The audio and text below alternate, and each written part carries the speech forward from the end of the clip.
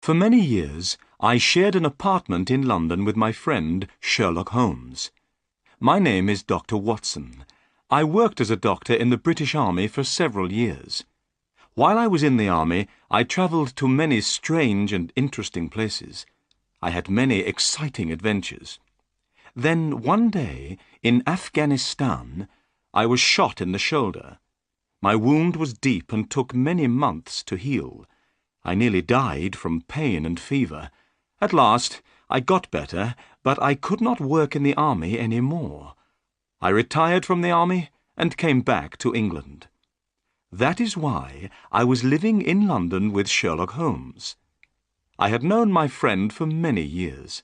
Our address was 221B, Baker Street, in the centre of the city. I enjoyed sharing an apartment with Holmes.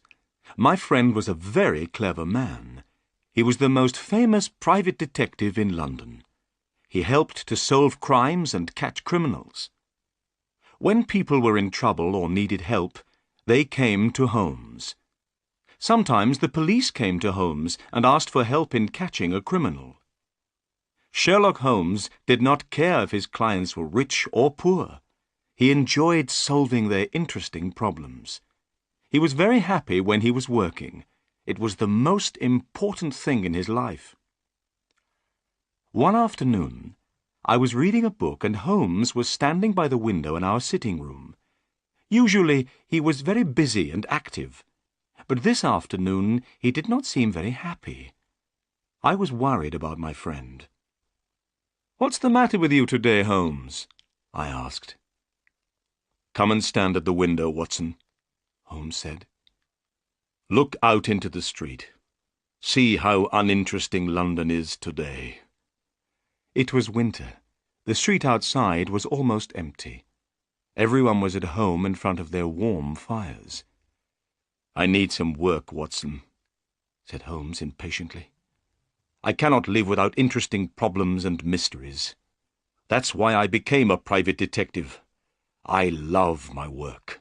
It keeps my brain active. But when there are no crimes and no mysteries to solve, then life becomes very boring for me." He turned sadly away from the window. At that moment there was a knock at the door. Our housekeeper came into the room. She was carrying a small white card on a silver tray. Holmes picked up the card. "Miss Mary Morstan," he read aloud. "I don't know anyone of that name. Please ask the lady to come in. Perhaps it is a new client." A few moments later, Miss Morstan entered the room. She was young and not very tall, with blonde hair and blue eyes. Her clothes were not fashionable, but they were clean and tidy. She had a lovely face. I noticed at once that she looked worried and unhappy. "Please sit down, Miss Morstan," said Holmes kindly. "I am Sherlock Holmes, and this is my good friend, Dr. Watson. Dr. Watson and I have worked together many times." "I'm very pleased to meet you both," said the young lady. Then she turned to Holmes and looked at him with her lovely blue eyes. "Mr. Holmes, I've heard that you give people good advice. I'm not a rich woman, but I hope you can help me too. Something very strange has happened. Mr. Holmes, I need your help." The picture sequence from the cinema has finished. You can look at it once more if you want. Holmes rubbed his hands together excitedly. His eyes shone, and he leant forward in his chair. "Tell us your story," he said. Miss Morstan began her story, and we listened. "My father," she began, "was a captain in the army. When I was very young, he was sent to India. My mother was dead, and I had no other relatives in England. So, while my father was away, I was sent to school. When I was 17, I received a letter from my father. He said that he was leaving India and coming back to England. He gave me the address of a hotel in London, He asked me to meet him there. I was very happy and excited about seeing my dear father again. I went to London and arrived at the hotel. I asked for Captain Morstan, my father. But I was told by the hotel manager that my father was not there. He had gone out the night before and not returned. I waited all day and all night, but my father didn't come back to the hotel. Finally, I went to the police. They advertised for Captain Morstan in all the newspapers, but without success. I never saw my dear father again. Miss Morstan began to cry. Holmes opened his notebook. "What was the date that your father disappeared?" he asked. "It was the 3rd of December, 1878. Nearly 10 years ago."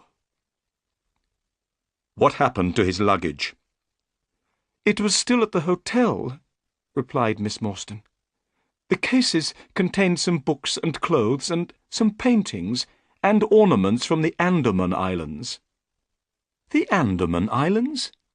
What are they?" I asked. "A small group of islands near the coast of India," said Miss Morstan. "There is a prison on one of the islands. My father was one of the officers in charge of the prisoners. He worked there for many years." "Did your father have any friends in London?" asked Holmes. "Only one, Major Sholto. He was also in charge of the prisoners in the Andaman Islands. The Major had retired from the army some time before my father disappeared. He was living in London, and of course I went to see him, but he didn't know that my father had arrived in England." "Your story is very interesting," said Holmes, rubbing his hands together once more. "Please, go on." "4 years after my father disappeared," continued Miss Morstan, "I saw an advertisement in the newspaper. The date was the 4th of May, 1882. To my surprise, the advertisement asked for the address of Miss Mary Morstan. It said that if I advertised my address, I would receive some very good news." "What did you do?" asked Holmes. "I advertised my address in the same newspaper. The next day, I received a small cardboard box. Inside the box was a lovely pearl, and I have received another 5 pearls since that day. They arrive every year on the same day. Look." She opened a flat box and showed us 6 beautiful pearls. "There was no letter with the pearls?" asked Holmes. "Nothing at all," replied Miss Morstan. Then she continued, "But the strangest thing of all happened this morning. That is why I came to see you. This morning I received a letter. Please read it." "Thank you," said Holmes. He took the letter and studied it carefully. Then he handed it to me. London, the 17th of November, 1887. Dear Miss Morstan, go to the Lyceum Theatre tonight at 7 o'clock. Stand outside the entrance on the left. If you are afraid, bring 2 friends. Do not bring the police. You have been deceived, but you will learn the truth tonight. Your unknown friend. "What can this letter mean?" asked Miss Morstan. "I'm afraid. What should I do, Mr. Holmes? You are a clever man and can give me good advice." Holmes jumped up excitedly. "We shall go tonight to the Lyceum Theatre. The 3 of us. You and I and Dr. Watson. The letter asks you to bring 2 friends with you. You will come with us, won't you, Watson?" "Of course," I said. "I'll be very happy to come." I was speaking the truth. I wanted to help Miss Morstan. "You are both very kind," said Miss Morstan. "Since my father disappeared, I have been alone in the world. I have no friends whom I can ask for help. What time shall we meet this evening?" Holmes looked at his watch. "It's now 3:30, he said. "Come back at 6 o'clock. Don't be afraid, Miss Morstan. This evening we'll come with you to the Lyceum Theatre. We'll meet your unknown friend, and we'll try to solve the mystery." "Thank you," said Miss Morstan. She smiled at us and left the room. "What a lovely woman," I remarked. "I'm going out now," said Holmes. "I'll be back in about an hour." When Holmes had gone, I sat down by the window and tried to read a book, but I could not stop thinking about Miss Morstan. I hoped that we would be able to help her. The picture sequence from the cinema has finished. You can look at it once more if you want. At 5:30, Holmes returned. He was very pleased about something. "I have had great success, Watson," he said, as I gave him a cup of tea. "What, Holmes? Have you solved the mystery already?" I asked in surprise. No, but I have discovered something very interesting. Miss Morstan said that her father had a very good friend in India. His name was Major Sholto. "Yes," I said. "Major Sholto had retired from the army. He was living in London when Captain Morstan disappeared, but he did not know that Morstan was in England." "Well," said Holmes, "I've just been to the offices of the Times newspaper. I looked through the old copies of the newspaper, and I discovered that Major Sholto died on the 28th of April, 1882. "Perhaps I'm very stupid, Holmes, but I don't see why this discovery is interesting." "Listen," Holmes said. "Captain Morstan disappeared. He had one friend in London, Major Sholto. But Major Sholto said that he didn't know that Captain Morstan was in London. 4 years later, on the 28th of April, 1882, Sholto died. A few days later, on the 4th of May, 1882, Captain Morstan's daughter saw the advertisement in a newspaper. Then she received a valuable present. These presents came every year. Why do the presents arrive on that day? They must have something to do with Sholto's death." I was still puzzled. "But Sholto died 6 years ago," I said. "Why did Miss Morstan receive that letter today, 6 years later? The letter speaks of telling her the truth. What can it mean?" "I hope that we'll find the answers to these questions tonight, Watson," said Holmes seriously. "Are you ready? It's 6 o'clock, and here is Miss Morstan." Miss Morstan entered the room. She was wearing a dark cloak and hat. She did not seem afraid, but her beautiful face was very pale. I picked up my hat and my heaviest stick. I noticed that Holmes took his gun from his drawer and put it into his pocket. We got into a cab and were soon on our way to the Lyceum Theatre. In the cab, Miss Morstan took a piece of paper out of her bag. "Mr. Holmes, I forgot to show you this. This note was found in my father's luggage. It is very strange. I don't know what it means. Perhaps it isn't very important, but I wanted you to see it." Holmes unfolded the note carefully and spread it on his knee. He took a magnifying glass out of his pocket and examined the paper. "This paper was made in India," he remarked. "Have a look at it, Watson." I took the note and studied it carefully. The paper was thin and old. There was a drawing on the paper. "It looks like the plan of a large building," I said. "Somebody has made a mark to show a certain place in the building. But what are these names at the bottom? And what is the meaning of the sign of 4? "I don't understand what this note means," said Holmes, "but it might be important. I will keep it." He sat back in the cab. Miss Morstan and I talked quietly together, but Holmes did not say anything. I knew he was thinking hard. It was getting dark, and the people in the streets were hurrying home from work. I was feeling a little afraid. I wondered what kind of person we would meet at the Lyceum Theatre. There were many people outside the theatre. Everyone was meeting friends and going in to see the play. The letter had told us to stand outside on the left. We waited. Suddenly, a small, dark man appeared. "Are you Miss Morstan and her friends?" he asked. "Yes," she said. "You must promise me that these men are not policemen," said the stranger. "They are not policemen," replied Miss Morstan. "Then come with me," said the man. He led us quickly across the street to another cab and opened the door. We went inside. The man closed the door and jumped up onto the driver's seat of the cab. The horse moved off quickly. We passed through so many streets that I was very soon lost.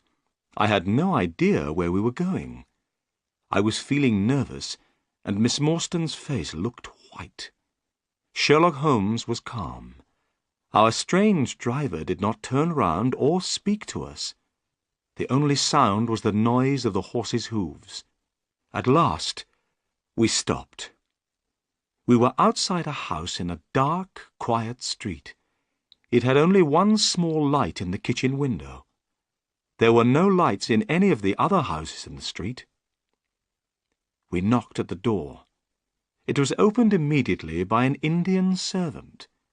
The Indian was wearing a bright yellow turban on his head. He had white clothes and a yellow belt. It was very strange to see such brightly coloured clothes in this quiet street in London. "My master is waiting for you," said the servant. As he spoke, we heard a man's voice. It came from one of the rooms inside the house. "Bring them in to me," the voice called. "Bring them straight in to me."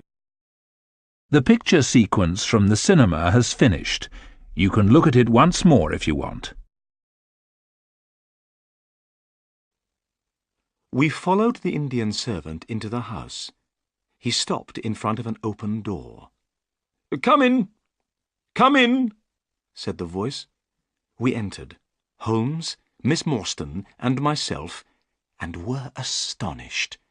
The room in which we were standing was full of Indian paintings and ornaments. The carpet was soft and very thick. There were 2 large tiger skins on the walls. In the centre of the room stood a strange little man with a bald head. He was smiling, but he seemed very nervous. "My name," said the bald-headed man, "is Thaddeus Sholto. You are Miss Morstan, of course. And these 2 gentlemen?" "This is Mr. Sherlock Holmes, and this is Dr. Watson." "A doctor!" cried Thaddeus Sholto excitedly. "Oh, please could you listen to my heart? I'm very worried about my heart." I listened to his heart beating, but I could hear nothing wrong with it. "There's nothing wrong with your heart," I told him. "I'm so glad," said Thaddeus Sholto. "Miss Morstan, your father had a very weak heart. If his heart had been stronger, he would have been alive today." Miss Morstan sat down, and her face turned very white. "I knew that he was dead," she said. There were tears in her eyes. I was very angry with Thaddeus Sholto. He did not notice how much he had upset Miss Morstan.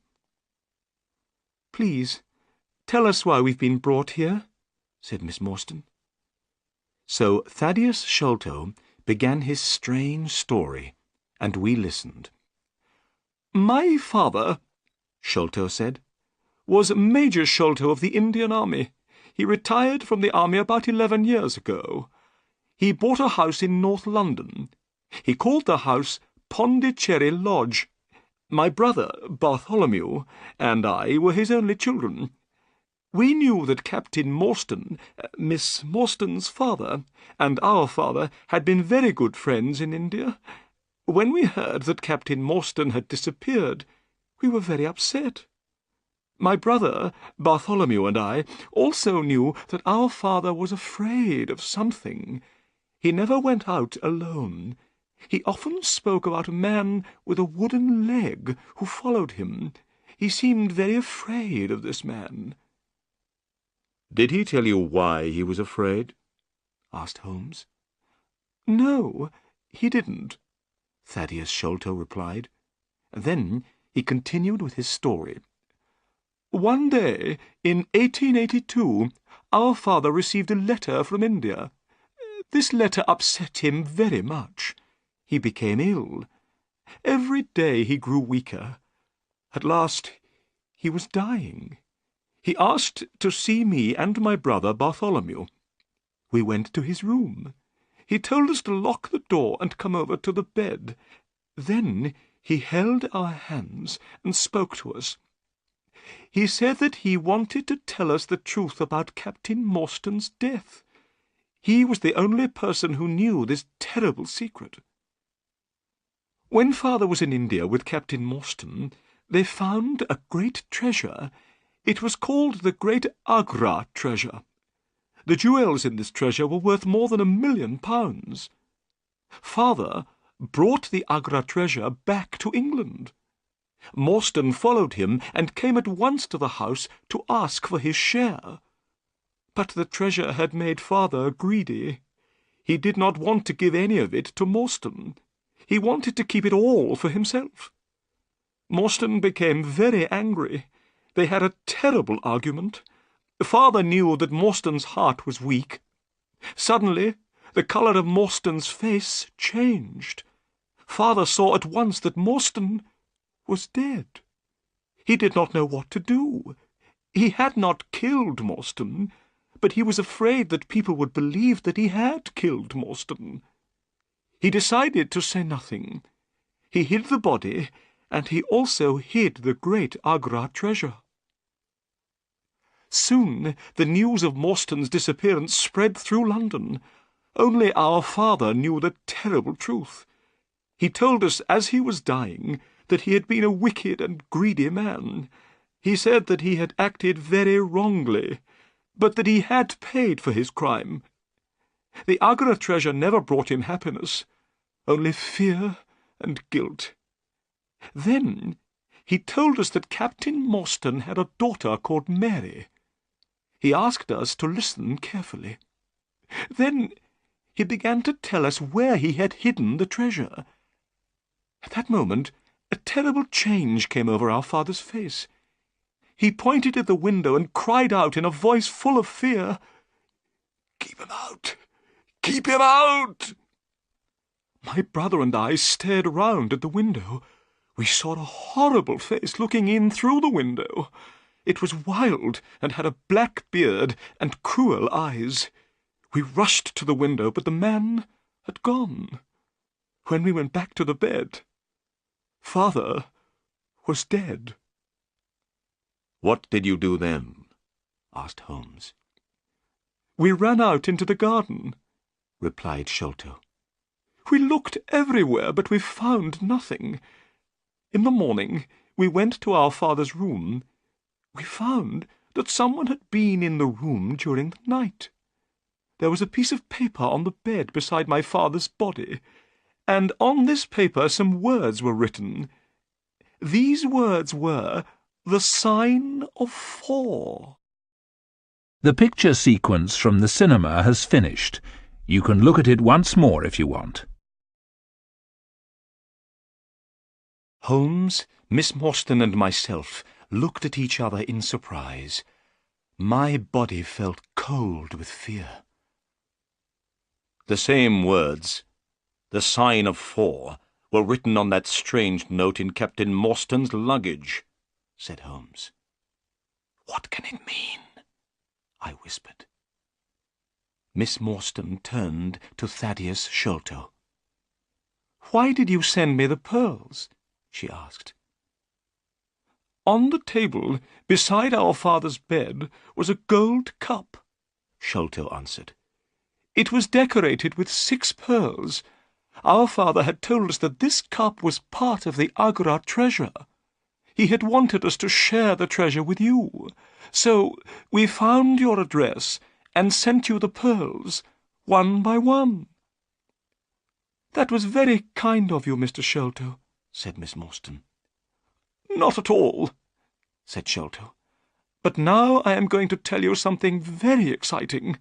Yesterday, my brother and I found the great Agra treasure."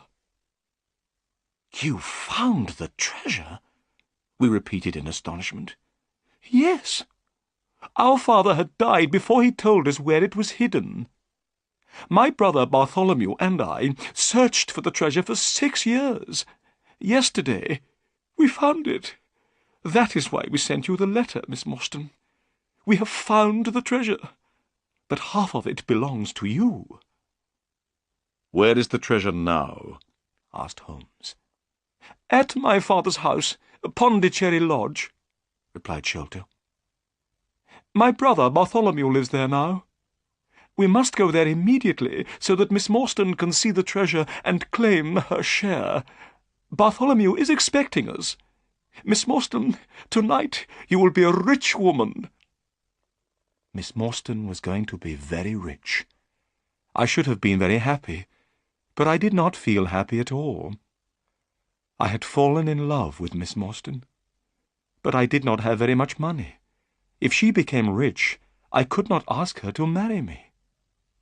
Thaddeus Sholto put on his coat. "Come," he said. "I have a cab waiting outside. It will take us to Pondicherry Lodge. We must not be late." It was a long drive to Pondicherry Lodge. The night was cold, and the moon was shining brightly. As we sat in the cab, Thaddeus Sholto continued to talk. Holmes, Miss Morstan, and myself listened. "My brother Bartholomew is a very clever man," he said. "He knew that the treasure was somewhere in the house. He had an idea.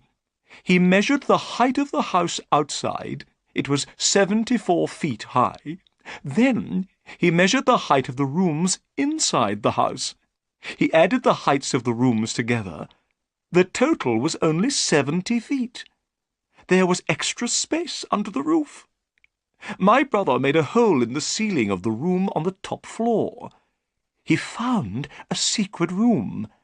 Inside this little room, the treasure chest was standing. Last night, I helped Bartholomew to lower the chest down into the room below. We opened the chest with a key which we found beside it." Thaddeus Sholto's voice became excited. "Inside the treasure chest were hundreds of beautiful jewels, diamonds, rubies, sapphires, and many others. They shone so brightly that they hurt our eyes. Miss Morstan, the Agra treasure is really wonderful. But here is Pondicherry Lodge. We have arrived. Soon you will see the treasure for yourself." It was now nearly 11 o'clock. Pondicherry Lodge was a big house with a high wall around it. Everything was black and silent. There was no light except the moonlight. "This is very strange," Thaddeus Sholto said nervously. "I don't understand why there are no lights. My brother Bartholomew is expecting us, but the house is dark." We walked up to the house. Suddenly we heard a noise coming from inside that great black house. It was the sound of a woman crying. "The only woman in the house is the housekeeper," said Sholto. "Something is wrong." We hurried to the door and knocked. A tall old woman opened it. Her face was white with fear. "Oh, Mr. Thaddeus, I'm glad you've come," she said. "I'm very frightened. Come into the house, Mr. Thaddeus. Oh, I'm glad that you're here. Something terrible has happened to your brother." The picture sequence from the cinema has finished. You can look at it once more if you want. Thaddeus Sholto began to shake with fear. His face was very white. "What do you mean?" he asked the housekeeper. "What is the matter with my brother?" "He locked himself in his room. He was there all day. When I knocked on the door, he would not answer me," she said. "I knew that something must be wrong. A short time ago, I went upstairs. I looked through the keyhole of the door of his room. I saw your brother's face, Mr. Thaddeus. It looks terrible. You must go up, Mr. Thaddeus. You must go up and see for yourself." The housekeeper started to cry again. "You must all go upstairs," said Miss Morstan. "I'll stay here and look after this poor woman." We left the two women, Miss Morstan and the housekeeper, downstairs. Holmes took the lamp and led the way. Thaddeus Sholto and I followed him. We climbed up the stairs. There was a passage at the top of the stairs. At the end of the passage was a door. Thaddeus Sholto pointed to this door. "That's the door of my brother's room," he whispered. We hurried forwards. Holmes turned the handle, but the door was locked. Then he bent down and looked through the keyhole. He stood up again, quickly. "My God!" he cried. "It's the work of the devil." I bent down and put my eye to the keyhole. I felt very sick and afraid. The bright moonlight was shining into the room. I could clearly see a face. This face was looking straight at me. It did not move. There was a horrible smile on the face. "This is terrible," I said to Holmes. "What shall we do?" "We must break down the door," he replied. We threw ourselves at the door, and it broke with a sudden crack. We were inside Bartholomew Sholto's room. Bartholomew Sholto was dead. He was sitting in a chair by a table. His body was stiff and cold. I could see that he had been dead for many hours. The dead man's body was twisted with pain. There was a horrible smile on his face. There was a piece of paper on the body. Holmes picked it up and read it. "Look," he said. In the light of the lamp I read with horror, "The sign of 4." "What does it mean?" I asked. "It means murder," Holmes replied. He pointed to Bartholomew Sholto's ear. "Look." I looked. I saw something sticking in the dead man's skin near his ear. "It looks like a thorn," I said. "It is a thorn," said Holmes. "You can take it out, but be careful. It is poisoned." I took the thorn between my finger and thumb. I pulled it away easily from the dead man's skin. I looked at it. It was hard and sharp. I saw that it had poison on it. "So, this is how Bartholomew Sholto died," I said. "What a terrible death! But who killed him, and why?" We had forgotten about Thaddeus Sholto. He was still standing in the doorway. Suddenly he gave a cry. "The treasure has gone," he said. "They've stolen the treasure. Look! Do you see that hole in the ceiling? We lowered the treasure down through that hole last night. After I had helped my brother with the treasure, I left him here in this room. I was the last person to see my brother alive. I heard him lock the door as I came downstairs." "What time was that?" asked Holmes. "It was 10 o'clock, and now my brother Bartholomew is dead, and the great Agra treasure has gone." The picture sequence from the cinema has finished. You can look at it once more if you want. "Go to the police station, Mr. Sholto," said Holmes. "Ask the police to come quickly. Dr. Watson and I will wait here." Thaddeus Sholto turned away. We heard him going downstairs. "Now, Watson," said Holmes, "we have some work to do before the police arrive. We must find out how the murderer got into the room. The door was locked, but what about the window?" He carried the lamp to the window and examined the window-sill carefully. "Look," he said. "Someone has come in by the window. Here is the print of a foot on the window-sill. And here is a round mark. And look, on the floor. Here is another footprint and another mark. And again by the table. See, here, Watson." I looked at the marks. Some were footprints, but some were in the shape of small circles. "Those are not footprints," I said. "No," replied Holmes. "they are the marks made by someone with a wooden leg." "Someone with a wooden leg?" I said. "Holmes, Thaddeus Sholto told us that his father was afraid of a man with a wooden leg." "Yes," said Holmes. "but the wooden-legged man was not alone. Someone else has been here too. Look outside." We both went to the window and looked down. "We are very high up," said Holmes. "A man with a wooden leg would not be able to climb here by himself. 2 people came into this room.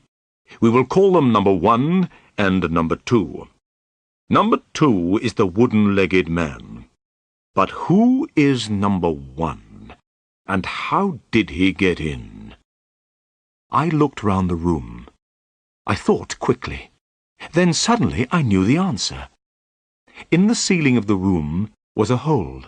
Thaddeus Sholto had told us that his brother had made this hole. The Agra treasure had been hidden in the secret room above. The 2 Sholto brothers had lowered the treasure chest through this hole the night before. A set of steps was standing beneath the hole.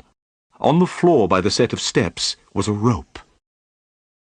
"Number 1 must have looked through the hole in the ceiling," I said. "He saw Bartholomew Sholto sitting on the chair below him. He killed Sholto with a poisoned thorn. Then he must have taken the rope, opened the window, and thrown the end of the rope down into the garden. His friend, number 2, the wooden-legged man, must have been waiting below. Number 2 climbed up the rope with the help of number 1. The murderers then lowered the treasure chest to the ground with the rope. Number 2 climbed down the rope. Number 1 got out of the room through the hole in the ceiling." "Excellent, Watson," said Holmes. "We shall now go up and have a look at the secret room. Perhaps we can find out more information about number 1. We climbed the steps and found ourselves in a small dark room without any windows. There was thick dust on the floor. It was here that the treasure had been hidden for so many years. "Look," said Holmes. "there is a small door in the roof. That is how number 1 got in." Then Holmes shone the lamp down at the floor. By the light of the lamp, I saw that the floor was covered with many footprints.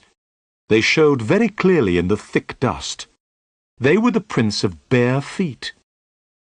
But they were not the footprints of an ordinary man.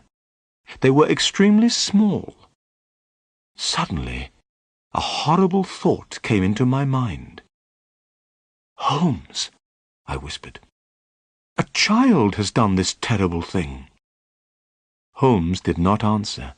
He was still studying the tiny footprints. Finally, he spoke. "No," he said slowly. "I don't think it was a child. Look at this footprint. Look at the marks of the toes. They are very wide apart. It is not a child's footprint. It is a man's. They are the prints of a tiny man." "Do you mean a dwarf?" I asked in surprise. "I will show you," replied Holmes. "Let's go into the room again. Let's examine once more the poisoned thorn which killed Bartholomew Sholto. In the room below, I picked up the thorn. I held it carefully between my fingers. I felt afraid. It was long and sharp. Now then, said Holmes, what do you think about this thorn? Is it an English thorn? No, I said. It certainly is not. You see, said Holmes, already we begin to know many things about murderer number 1. He is a very small man, in other words, a pygmy, from some foreign land. He is very strong and can climb great heights easily. He is also extremely dangerous. He kills people by shooting them with poisoned thorns. The picture sequence from the cinema has finished. You can look at it once more if you want. I looked at Holmes in astonishment. How strange, I said. Why are a pygmy and a wooden-legged man working together? Who are these people, Holmes, and why did they kill Bartholomew Sholto? They wanted the treasure, of course, answered Holmes. Last night, Bartholomew Sholto was sitting in this room with the treasure. The pygmy came in through the roof and saw him. The only way to get the treasure was to kill Sholto. And what about the paper with the sign of 4? I asked. It must mean revenge, Holmes answered. Remember that a paper from the sign of 4 was also found on the dead body of Major Sholto. I don't know why someone wants revenge on the Sholto family, but we know that someone wanted revenge. They also wanted the treasure, and they were prepared to kill the Sholtos, father and son, to get the treasure. Holmes took out his magnifying glass and started to examine the room again. There were some bottles and tubes in one corner of the room. Bartholomew Sholto must have been interested in chemistry. A glass tube had broken, and a dark liquid had spilled onto the floor. Holmes gave a loud cry of joy. "Come here, Watson," he said. "What can you smell?" I walked over. Suddenly, I smelled something very strong and unpleasant. The smell was coming from the dark liquid on the floor. "It smells like tar," I said. "It is similar to tar," Holmes answered. "It is creosote." He was smiling and rubbing his hands together. "Why are you so pleased?" I asked. Holmes pointed to the floor. I saw a clearly marked small footprint. I realized that the pygmy had stepped in the creosote. "I know a dog which loves the smell of creosote. It will follow this smell for miles and miles," said Holmes. "We'll catch these murderers now." Just then, we heard footsteps and loud voices outside the room. "It's the police," said Holmes. As he spoke, a fat man in a grey suit entered the room. His face was red and his eyes were small and bright. He was followed by a policeman in uniform and by Thaddeus Sholto. I'd never seen the fat man before, but Holmes seemed to know him well. "Good evening, Inspector Jones," said Holmes politely. "Don't you remember me?" The fat man stopped and stared. He was not very pleased to see Holmes. "Why, yes, of course," he said. "You are Mr. Sherlock Holmes, the private detective. Yes, I remember you well. This is an interesting crime, Mr. Holmes. A man has been murdered, and jewels worth £1 million are missing. What do you think happened?" "Well," began Holmes, but Inspector Jones did not want to listen to my friend. He thought his own ideas were better. "Listen, Mr. Holmes. I will tell you what I think," he said importantly. "This man, Thaddeus Sholto, tells me that he was with his brother last night. They discovered the treasure together. He was the last person to see his brother alive. Now, I think that Thaddeus Sholto killed his brother. Then he ran off with the jewels." "Oh, no, it isn't true," cried Thaddeus Sholto. "What about the poisoned thorn in the dead man's skin?" asked Holmes. "And the paper with the sign of 4? "The thorn belongs to Thaddeus Sholto," replied Jones quickly. "I don't think the paper is very important. Perhaps it's a trick. But wait a moment. What's that up there? I see a hole in the ceiling. I must have a look." Inspector Jones went quickly up the steps. We heard him moving about noisily in the room above. Then he came down again. He was hot and dusty. "I know everything now," he cried. "I have found a door which leads out onto the roof. That was how Thaddeus Sholto escaped." "But the footprints," began Holmes. Inspector Jones was not listening. He had not noticed the tiny footprints. He turned to Thaddeus Sholto. The poor man was shaking with fear. "Mr. Sholto," said Jones, "I arrest you for the murder of your brother."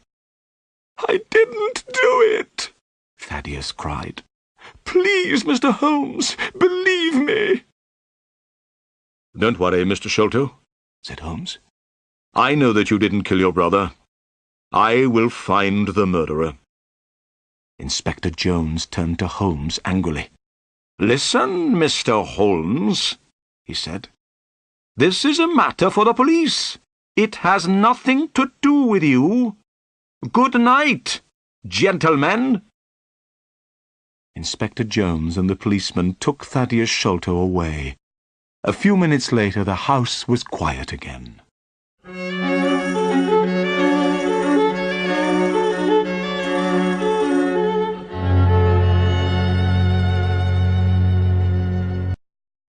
The picture sequence from the cinema has finished. You can look at it once more if you want. "The police don't want my help, Watson," said Holmes, as soon as the inspector had gone. "Inspector Jones thinks he has solved the crime and caught the murderer, but they have arrested the wrong man." I agreed with Holmes. I was sure that Thaddeus Sholto was not the murderer. "We must be quick, Watson," said Holmes. "I want you to do 2 things. First, take Miss Morstan home. Second, go to this address, 3 Pinchin Lane. Ask for Mr. Sherman. He has an old dog called Toby. I want you to bring Toby here.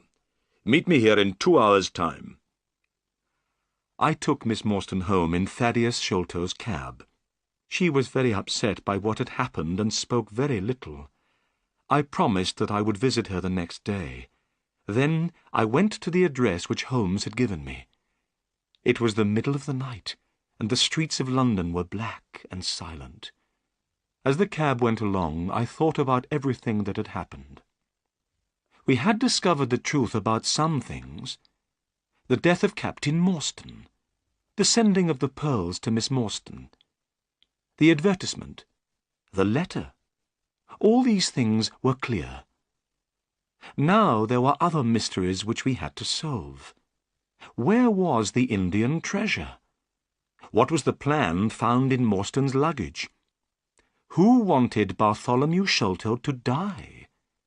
Where were the pygmy and the wooden-legged men? What did all these things mean?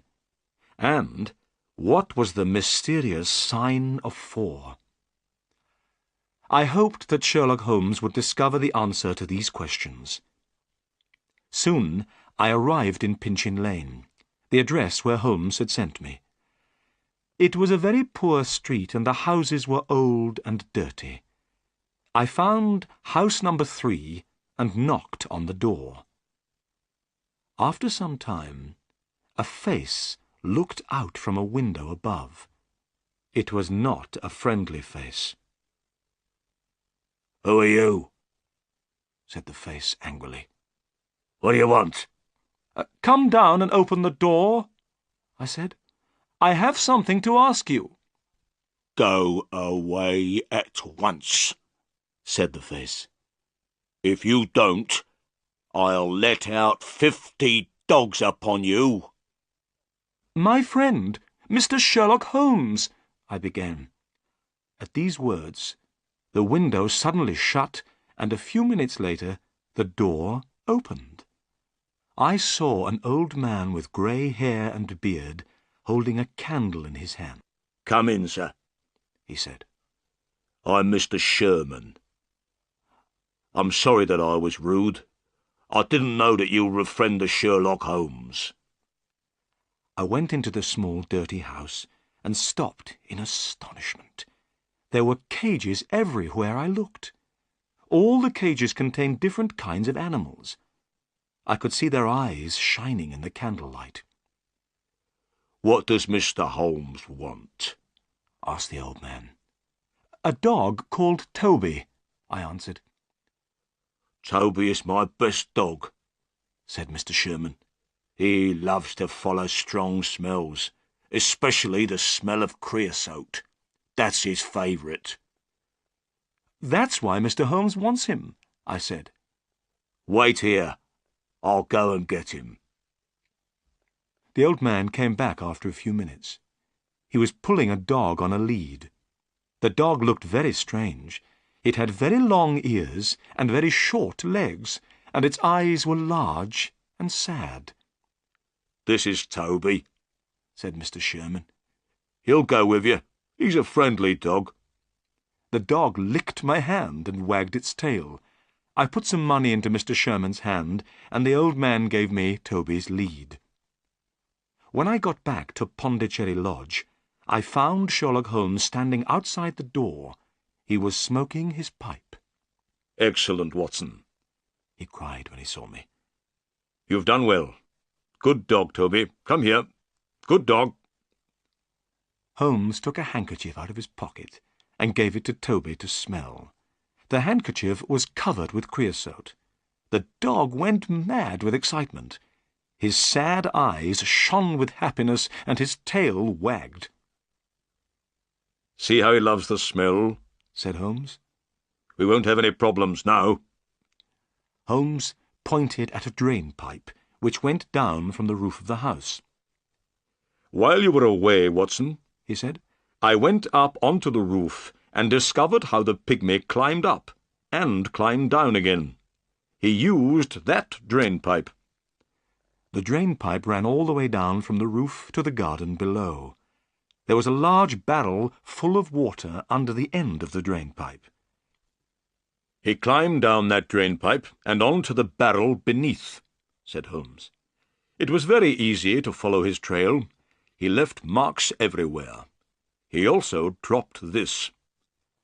Holmes put his hand in his pocket and took out a small bag made of dried grass. I looked inside. To my horror, I saw 5 or 6 long, dark thorns. They were the same as the one which killed Bartholomew Sholto. The murderer has lost these, said Holmes. Let's hope that he doesn't have any more. Don't touch them, Watson. They are poisoned. But come, where's Toby? We must begin. Holmes took Toby's lead and pulled the dog to the bottom of the water barrel. Toby smelled all round carefully. Suddenly, he began to bark excitedly. He had found his favourite smell, the smell of creosote. Then he started to pull at his lead. He's on the trail, cried Holmes. Let's go! The picture sequence from the cinema has finished. You can look at it once more if you want. Toby pulled at his lead and ran quickly through the grass. He ran so quickly that it was difficult to follow him. The sky was beginning to get light now. Toby ran along the paths in the garden under the trees and bushes. Then he reached the garden wall and ran along beside it. Finally, he stopped at a place in the wall where the bricks were loose. This is the place where they got into the garden, said Holmes. "It is easy to climb up and down here. Look, do you see this mark? It is the print of a man's hand." He pointed at a flat stone. I saw a dirty handprint on the stone. Holmes picked up the dog and climbed over the wall. I followed. Toby soon found the trail again. Toby did not look to the right or the left. He ran straight ahead with his nose to the ground. He loved the smell of creosote. Nothing could stop him from following it. As we hurried along, I thought about the wooden-legged man and the pygmy. I wondered what would happen when we found them. I knew that they were dangerous. I wished that I had brought my gun with me. Toby was still following the trail. Now we were passing through small, narrow streets. The people were just beginning to wake up. The men were going on their way to work. The women were opening their windows and cleaning their houses. Suddenly, Toby ran down a path. This path led straight down towards the River Thames. Soon the river appeared in front of us. Toby ran faster and faster. The path went down to the water's edge. It ended at a small wooden jetty. Toby stopped. He ran backwards and forwards, trying to find the smell. He looked up at us sadly with his large eyes. He did not know what to do. "They've got into a boat here," said Holmes. There was a small house beside the jetty. A notice was hanging from one of the windows. On it was written in large letters, "Mordecai Smith, Boats and Steam Launch for Hire." There was no one on the jetty. Several small boats were near the jetty on the bank of the river. Holmes looked at these boats. "I wonder where the steam launch is," he said. "I think we must ask a few questions." He knocked loudly at the door of the house. A large woman with a red face opened it. A child was crying somewhere inside the house. I saw that the woman was very upset about something. She had been crying. "Good morning," said Holmes politely. "Are you Mordecai Smith's wife?" "Yes," replied the woman. "What do you want?" "Could I speak to your husband, please?" asked Holmes. "No, you can't. He isn't here. I haven't seen him since yesterday morning." "Oh," said Holmes. "I wanted to hire a boat." "Well, perhaps I can help you," said Mrs. Smith. "Which boat do you want?" "I wanted to hire the steam launch. I have heard it is a very good boat. Let me see, what's the name? The "The Aurora, sir," said Mrs. Smith. Oh, yes, that's right. I remember now. But where is the Aurora?" said Holmes, looking around. "I don't see a steam launch anywhere." "Oh, sir, my husband has gone in the Aurora," Mrs. Smith replied, and burst into tears. "I'm very worried about him. I don't trust that wooden-legged man." "What wooden-legged man, Mrs. Smith?" asked Holmes in a surprised voice. "I don't know who he is, sir, but my husband went with the wooden-legged man in the Aurora yesterday morning and hasn't come back." The picture sequence from the cinema has finished. You can look at it once more if you want. "I'm very sorry to hear that, Mrs. Smith," said Holmes. "Tell me, was this wooden-legged man alone?" "I don't know, sir. I didn't see anyone else, but it was very dark. It was 3 o'clock in the morning. I could not be sure." "What does the Aurora look like?" asked Holmes. "The Aurora is black, sir, with 2 red stripes down each side. It has a black funnel with a white stripe. The Aurora is the fastest boat on the river," answered Mrs. Smith. Holmes looked worried. "That's very interesting," he said. "Try not to worry about your husband, Mrs. Smith. I am going up the river myself. If I see Mr. Smith, I will tell him that I have seen you. Goodbye." "Goodbye, and thank you," said Mordecai Smith's wife. She had stopped crying. She went inside her house and closed the door. "Watson, we must find Mordecai Smith and the Aurora as soon as possible," said Holmes. "Mordecai Smith and the wooden-legged man are working together. Smith has taken the two murderers in his steam launch. They are all hiding somewhere on the river." "It will be easy to find them," I said. "You must tell the police at once." Holmes shook his head. "No. I don't want these criminals to know that anyone is looking for them. They will try to escape again. I have a better idea," Holmes went on. "I have many agents everywhere up and down the river. These agents are clever. I pay them to bring me information. They always know what is happening on the river. I will ask my agents to look for Mordecai Smith and the Aurora. But you look tired, Watson. Let's go home and have breakfast." It was now nearly 8 o'clock in the morning. I did feel very tired. I was glad to go home to Baker Street. When I had a bath and changed my clothes, I came downstairs to breakfast. Holmes was drinking coffee and reading a newspaper. "Look, Watson," he said. "Here is a report about the murder of Bartholomew Sholto at Pondicherry Lodge, and about the arrest of Thaddeus Sholto by Inspector Jones last night." I took the paper and read the report. I felt sorry for Thaddeus Sholto. Inspector Jones had made a stupid mistake by arresting him. I knew that Sholto was not guilty of the murder of his brother. I hoped that we would be able to help Thaddeus. But would we be able to find the murderers? Suddenly, there was a loud knock on the door. A few minutes later, 12 children ran into the room. Their clothes were dirty and ragged. They had no shoes on their feet. Their hair was untidy, and their faces had not been washed for a very long time. But they seemed happy and cheerful.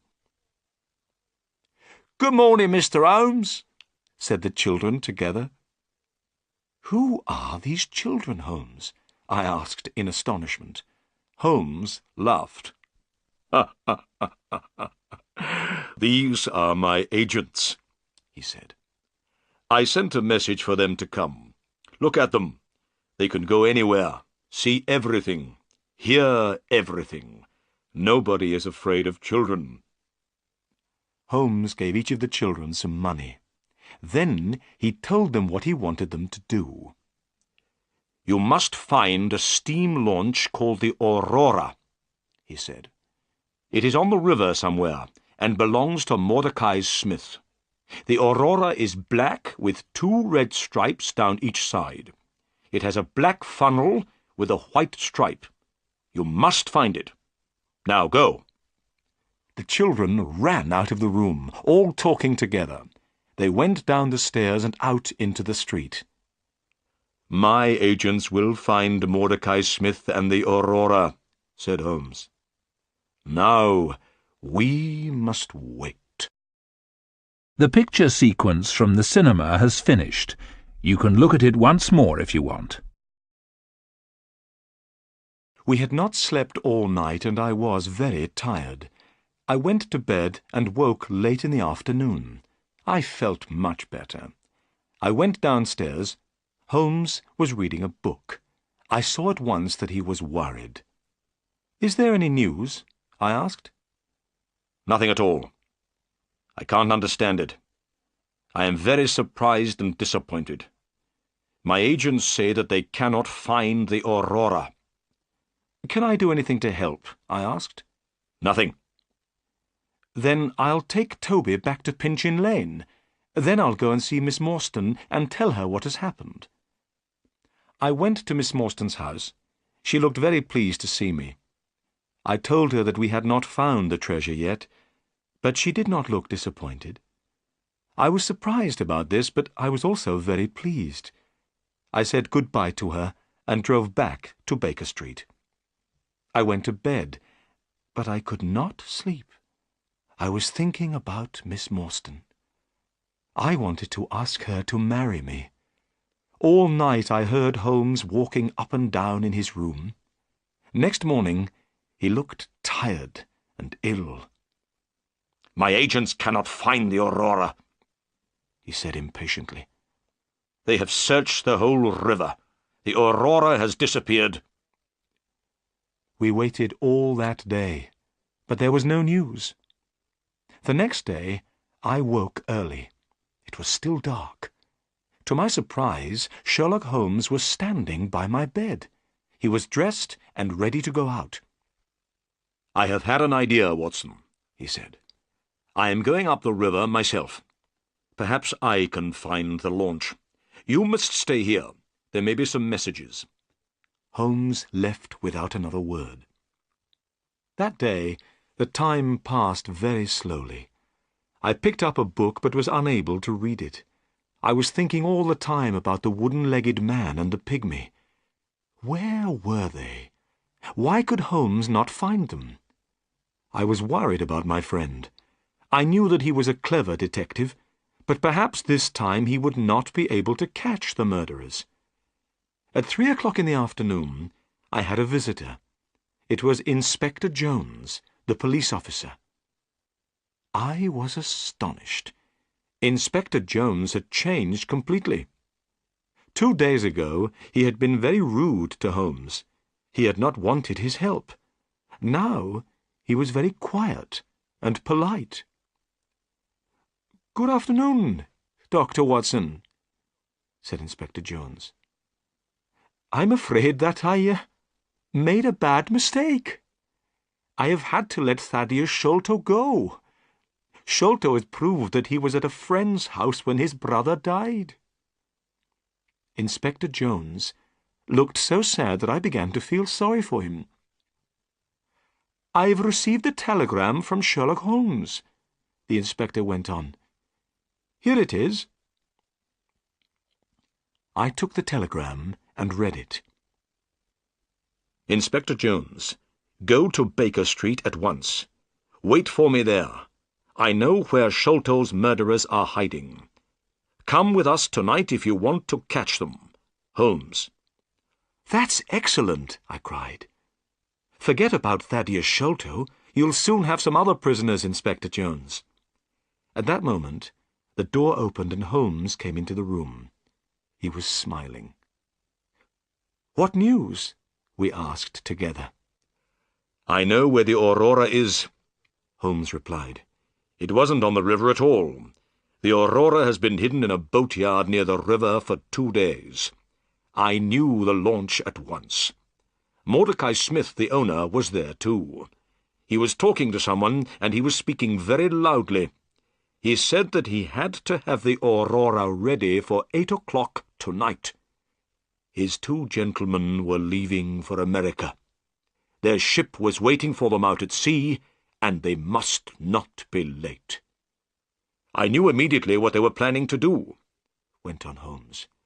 "And I know what we must do. Inspector Jones, will you help me?" "I was wrong before, and you were right," said Jones sadly. "I didn't listen to you then, but I'll help you now." "Good," said Holmes. "We need a fast police launch, as fast as the Aurora. It must be ready this evening, and 2 or 3 strong policemen to come with us." "I'll arrange all this," said Jones. "Excellent," said Holmes. "Tonight, the 3 of us, you and I and Dr. Watson, will be on the police launch. We will be waiting outside the boatyard at 8 o'clock. We'll be ready for the Aurora when she comes out. We'll catch the murderers, and we'll get the treasure." The picture sequence from the cinema has finished. You can look at it once more if you want. At 7 o'clock that evening, the 3 of us, Inspector Jones, Holmes, and myself, went down to the river. Both Holmes and I had guns in our pockets. Inspector Jones had promised to let us use the police launch. This launch was now waiting. 4 strong men were on board the launch. Soon we were moving quickly down the River Thames. The police launch was very fast. We passed all the other boats on the river without difficulty. This pleased Holmes very much. By 8 o'clock we had arrived opposite the boatyard where the Aurora was hidden. It was now dark. We waited. 10 minutes passed. Suddenly a launch came out of the boatyard. It was black, with 2 red stripes. It was moving very quickly. "That's the Aurora," cried Holmes. "Follow it, quickly! Faster! Faster! We must catch them!" We were going so fast that the police launch started to shake, but we could not get near to the Aurora. The chase became more and more exciting. We went in and out between other boats. Many times I closed my eyes. I was sure that we would hit something. At last we got closer to the Aurora. Inspector Jones turned on a light and shone it on the Aurora. "Stop!" he cried. "Stop! We are the police!" In the lamplight we could see some men on board the Aurora. One man was sitting at the back of the launch. Beside him was a strange, dark shape. We could also see Mordecai Smith, the owner of the Aurora. He was working as hard as he could. He was trying to make the engine of the launch go faster. Inspector Jones shouted again, "Stop!" Suddenly, the man at the back of the Aurora stood up. He shouted at us angrily. He was a big, strong man. Then I noticed that his right leg was missing. There was a wooden stump in its place. This was the wooden-legged man. At the sound of the man's voice, the strange dark shape beside him moved. It was a small, dark man, the smallest man I have ever seen. But the pygmy's head was large. His face was hard and cruel. As soon as Holmes saw the pygmy, he took out his gun. I did the same. "Shoot him if he moves his hand," said Holmes. At that moment, the pygmy put a short piece of wood to his lips. We fired our guns together. The pygmy fell backwards into the water with a terrible cry. The wooden-legged man turned the Aurora towards the bank of the river. As soon as the Aurora touched the bank of the river, he jumped out. It happened so quickly that we were not able to slow down and stop the police launch. The man had landed in the soft, wet mud of the river bank, but his wooden leg had stuck in the mud. He could not move. We managed to turn the police launch round. We went towards the wooden-legged man and threw him a rope. Then we pulled him up over the side of our launch. Mordecai Smith was still on the Aurora, but he did not try to escape. We tied the Aurora to our launch. The chase was over. On the deck of the Aurora there was a big, heavy chest. We were sure that it contained the Agra treasure. We carried the heavy box onto the police launch. Suddenly, Holmes stopped and pointed. "Look," he said. I looked where Holmes was pointing. I saw one of the pygmy's poisoned thorns. It was fixed in the wood where Holmes and I had been standing. The poisoned thorn had passed through the air between us. Holmes was smiling, but I felt cold and sick. We had escaped a horrible death. As we went back up the river, we shone our light on the water. We were looking for the body of the pygmy, but we saw nothing. His body still lies somewhere at the bottom of the River Thames. The picture sequence from the cinema has finished. You can look at it once more if you want. The wooden-legged man was our prisoner. He was sitting in the police launch opposite the treasure chest. He was about 50 years old. He had black curly hair and a black beard. He did not look angry any more. He was not interested in anything. "What's your name?"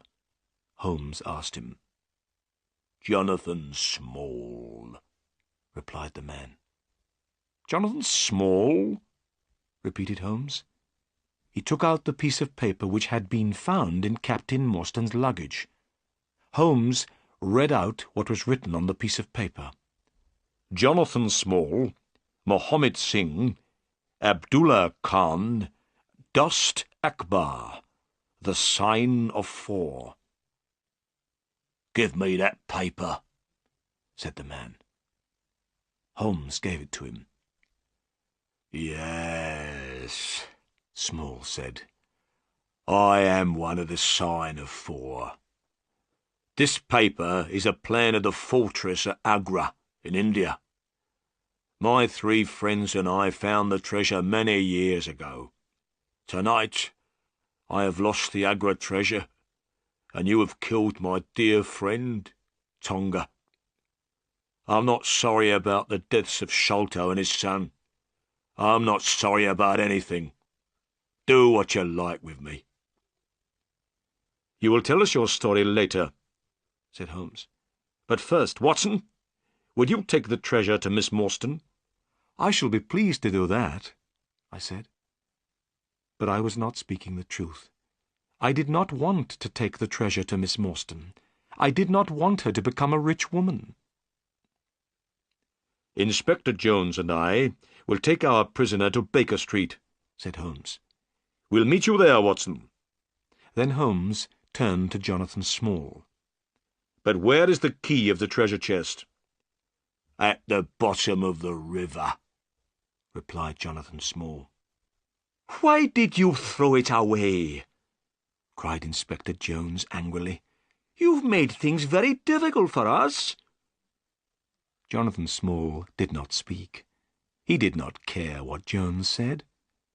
When we got to the jetty, I got out of the launch with the treasure chest.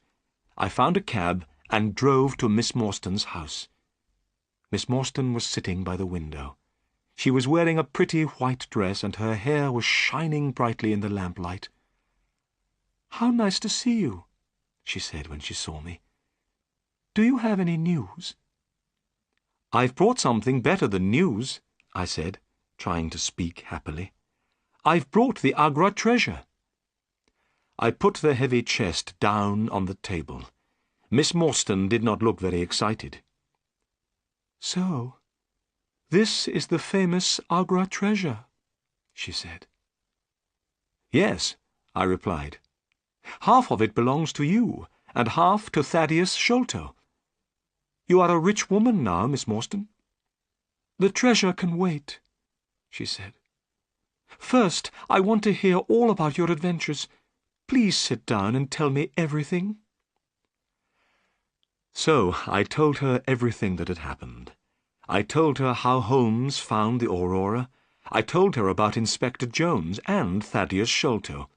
I told her about the chase on the river, the death of the pygmy, and how we had caught Jonathan Small. "How brave you are," she said. "I didn't know that you were in such terrible danger." "It's finished now," I said. "Let's open the treasure chest. There isn't a key. How can we open the chest?" Miss Morstan left the room and came back with a heavy metal bar. I took the bar and put it under the lid of the chest. Then I turned it, and the lid opened. I lifted up the lid. My hands were shaking. We both looked inside. Then we looked at each other in astonishment. The chest was empty. The chest was made of very thick iron. This was why it was so heavy. "The treasure is lost," said Miss Morstan quietly. "Thank God," I said. "Why do you say thank God?" asked Miss Morstan. "Because now I can ask you to marry me," I replied, holding her hand. "Because I love you, Mary. Now you are not going to be rich, so I can tell you my feelings. That is why I said, thank God." "Then I say thank God too," she whispered. The picture sequence from the cinema has finished. You can look at it once more if you want.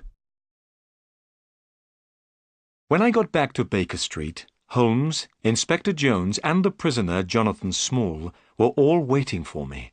I showed them the empty treasure chest. Small began to laugh. "Where is the treasure, Small?" shouted Jones angrily. "The Agra treasure belongs to the Sign of Four," said Small quietly. "No one else will have it. I threw it all to the bottom of the river." We all stood astonished. The great treasure of Agra was lost forever. "The Agra treasure is unlucky," said Small. "It has never brought happiness to anyone. It brought death to Captain Morstan. It brought fear and guilt to Major Sholto. Bartholomew Sholto was murdered because of it. And to me and the other members of the Sign of Four, it has brought prison for the rest of our lives." "You must tell us your story," said Holmes. "What is the Sign of Four?" Jonathan Small began his strange story, and we listened. "I went to India as a soldier in the British Army," said Small. "One day, soon after I arrived, I had an accident and lost my leg. After that, I could not fight any more. Then there was terrible fighting between the Indians and the British.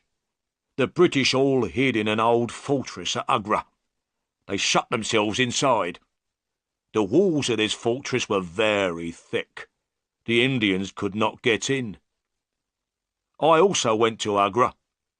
I had 3 Indian friends who had fought for the British. They came to Agra with me. These men were Mohammed Singh, Abdullah Khan, and Dost Akbar.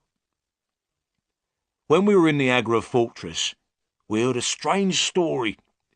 It was about a great treasure which had been hidden in the fortress. It had been hidden for many years. The 4 of us decided to look for this treasure. And one day, we found it. It was hidden under the floor in a secret room.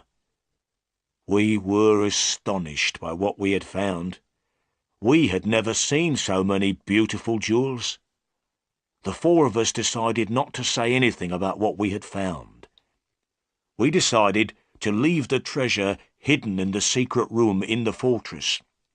When the fighting was finished, we would be able to take the treasure away with us. We made a promise to each other. We agreed that we would always work together. We would share the treasure between us.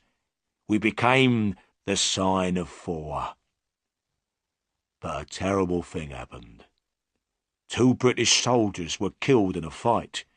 We had not killed them, but we were arrested for their murder. We were sent to prison in the Andaman Islands."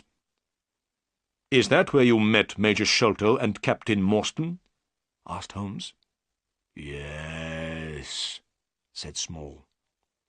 "Sholto and Morstan were the officers in charge of the prisoners there. We were in a terrible situation. We knew where the Agra treasure was, but we were not able to go and get it. We were prisoners. Also, we were afraid that someone else might find the treasure. We did not know what to do. At last, we told Sholto and Morstan about the great treasure.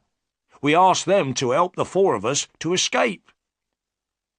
When we were free, we would get the treasure and share it with them. But Sholto said that he did not believe us.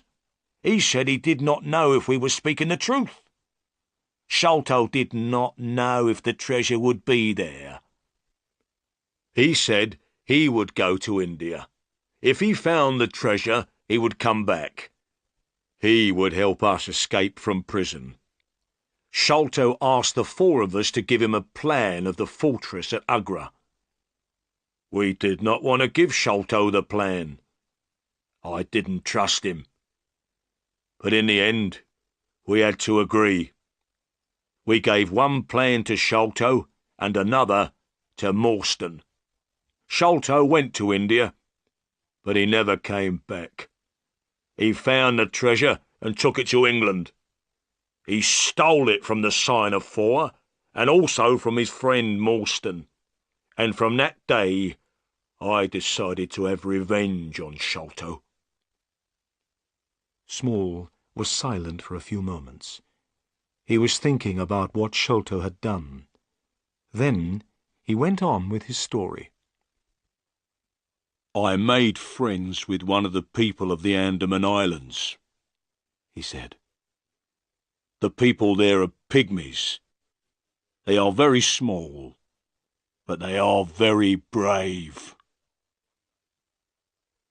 One day, I found one of these pygmies lying under a tree. He was very ill. I looked after him. He slowly got better. He became my friend. His name was Tonga. Tonga helped me to escape from the islands. He had a small boat. One dark night, we put lots of food into the boat, and we sailed together from the Andaman Islands." Holmes had been listening carefully while Small told his story. Now he spoke. "Ah, I understand," he said. "Major Sholto received a letter. What was written in the letter frightened him to death. It must have been the news of your escape which killed him." Small went on with his story. "At last Tonga and I reached London, but I was too late to have revenge on Sholto. Sholto was dying. He saw my face at the window. That night I got into his room and left a message. It was from the Sign of Four.